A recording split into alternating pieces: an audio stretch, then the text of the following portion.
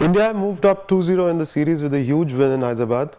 To discuss this match and the rest of the series, we have with us Rahul Dravid. Welcome, Rahul. Thanks a lot. Yeah, as a captain, this kind of result must be a dream result for you. Yeah, I think it was a perfect test match from India's point of view, and for Dhoni as well. Apart from probably losing the toss, I thought everything went India's way. I thought they did really well to bowl Australia out for 231 on the first day, and then after that partnership completely finished the game. I thought Australia were always going to struggle as the test match wore on. The track started turning and bouncing.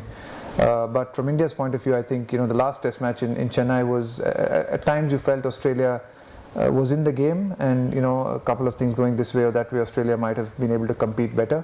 But in this one, it was India all the way, and it was complete domination. You spoke of Dhoni's captaincy in this test match. Coming into this series, he as a captain, he had been under the pump a little, but he still made a few choices that were not very popular, but he has stuck with them. One of them being turning Ravindra Jadeja into a test bowler. It seems to be working so far. Yeah, I think I think Jadeja has obviously been tagged a little bit as a one-day and a 2020 specialist. So it's good on the selectors and the team management for actually backing him in Test match cricket and seeing that trying to open up with the team and see that. If they can try and create that opportunity to play 5 bowlers, and that's the reason why Jadeja is playing. So I think he's done really well in the 2 or 3 test matches that he's played, especially with the ball. I think there's no doubt that Jadeja, especially in Indian conditions with the ball, is going to be a handy customer. Whether he can do it with the bat is the really big question, and I think that's the question that hopefully Dhoni and Duncan Fletcher will hopefully be looking for. That's an answer that they'll want. If he can perform with the bat, that will open up a completely new dimension to this team. Also, I think Duncan should take a little bit of credit on the Jadeja one. He's been telling me quite a bit, for a while now. He's been telling me that he feels Jadeja could have cut it in Test cricket, and so that's I think it's a good call, and I think they've taken that. I hope they back that decision up and they back it for a while. I think his batting will improve in time. It's just a question of him, getting more and more opportunities at this level. But this is the kind of thinking on his feet, making moves as he moved along, was not present there in Australia and England. Is it just being in the comfort zone in India, or was it a lack of resources there? I think it's partly also lack of resources. I think when you look at England and Australia, I think it's also just. Your bowling never looks really effective outside the subcontinent unless you've got quality fast bowlers, and they can stay fit throughout the series. From India's point of view, both in England and Australia, we struggled with quality bowling. The batsmen, didn't perform particularly well either. But in India, it looks completely different because Ashwin, Harbhajan, and Jadeja are a handful in these conditions, and you back your batsmen generally to put up a big score. Another move that was not seen as very popular was to bring Harbhajan back, which I assume they did because Australia had 4 left-hand batsmen in the top 6. It seems to be working, although the wickets are not there on the paper, but it does seem to be working. Well, when you're winning, everything is working. From that point of view, I'm not sure the pressure was so much on Harbhajan. I thought the pressure was a little bit on Ashwin in the start of this series. In the conversations that I had been hearing around the place, people had begun to question Ashwin after the England series and whether he should be picked. Well, he's answered that pretty convincingly. If I was Oja, I'd be disappointed. Had 2 turning tracks. I was the best bowler against England. I had not had the opportunity to play.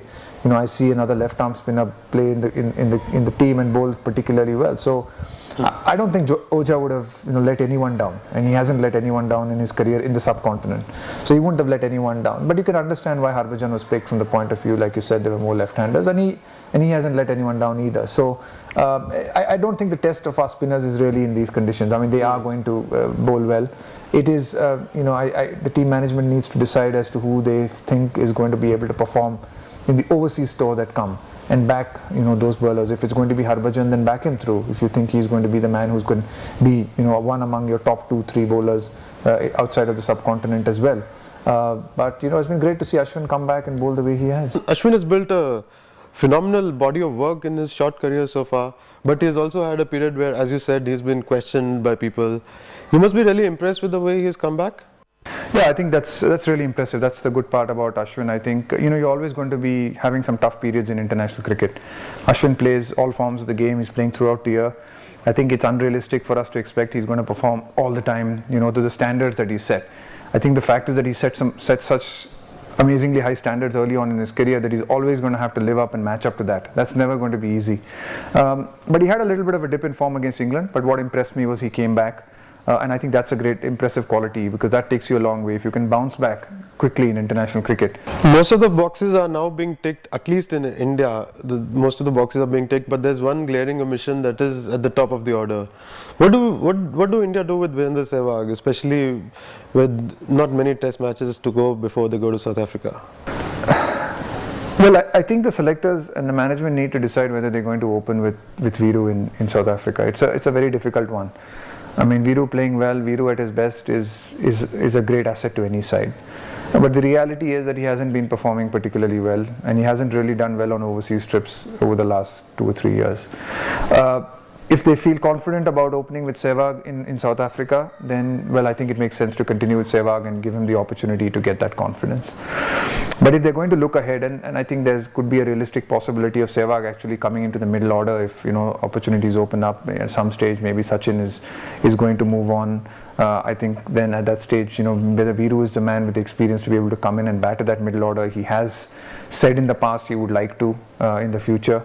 You know, that could be an option. If that is the route then India is going to take, then I think it makes sense then to try out another youngster or try out another opener and give him the opportunity to at least play a couple of test matches in more familiar conditions before going to South Africa, because I think it will be unfair on any young opener to be, you know, asked to go to South Africa and straight away play against the likes of, you know, Steyn and Philander and Morkel.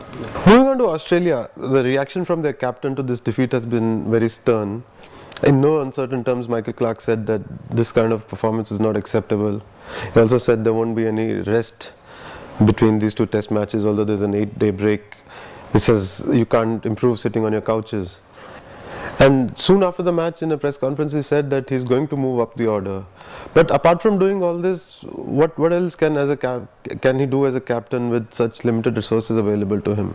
Well, I think him moving up the order firstly is a really good step. You know, I think he's been out and out best batsman on this tour, and he needs to, you know, have a chance to have an impact on the game or set the tone of the game rather than come in when, you know, he's always trying to do a firefighting job. So that's a good step for starters.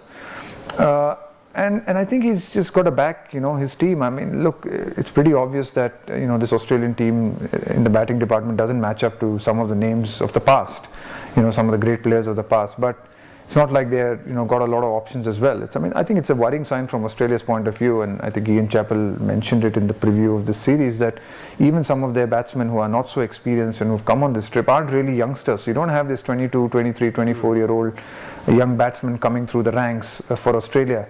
And so that's definitely a worrying sign for Michael Clarke. But, you know, I guess with the Ashes coming up and 10 test matches against England, he's got to back the players he's got. I mean, I don't think unless, you know, he's going to find too many new players in the course of the next 1 year. So he's got to back these players and back them to do the job. I mean, it's a tough learning curve. India is always a tough learning curve, whoever you are. More so if you're a young, inexperienced team that hasn't toured here before. But go back to specialists as opposed to what they did in this test. I said this earlier, I think, in a thing that I was a little disappointed that they didn't pick Nathan Lyon. I've seen this a little bit with Australia. I mean, it's you know, Shane Warne has been such a difficult act to follow, and the expectations that he set were so high, the standards that he set were so high that it's becoming extremely difficult for the next generation to match up, and maybe the selectors and the captains to accept that, because I mean, you know, when they came here in 2008, Jason Kreuzer took 7 wickets in a game. They came in 2010. I thought Nathan Horitz bowled quite well. You know, sure, you know, he bowled particularly well. I remember in our dressing room, you know, some of the guys commenting that, you know, Horitz actually is bowled pretty well in this series. You know, Nathan Lyon comes here and while he's not, you know, Graham Swan, but he's, you know, he's early in his career and he's showing some confidence. He's showing some good skills.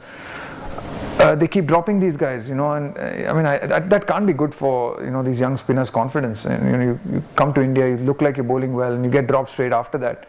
For Australia, there's a lot to ponder before the third test begins in Mohali on the 14th. They have already hit the nets, and Matthew Hayden is watching over them. And we take Rahul's leave now. Thank you, Rahul, for joining us, and we look forward to hear from you through the rest of the series. Thank you. Thank you.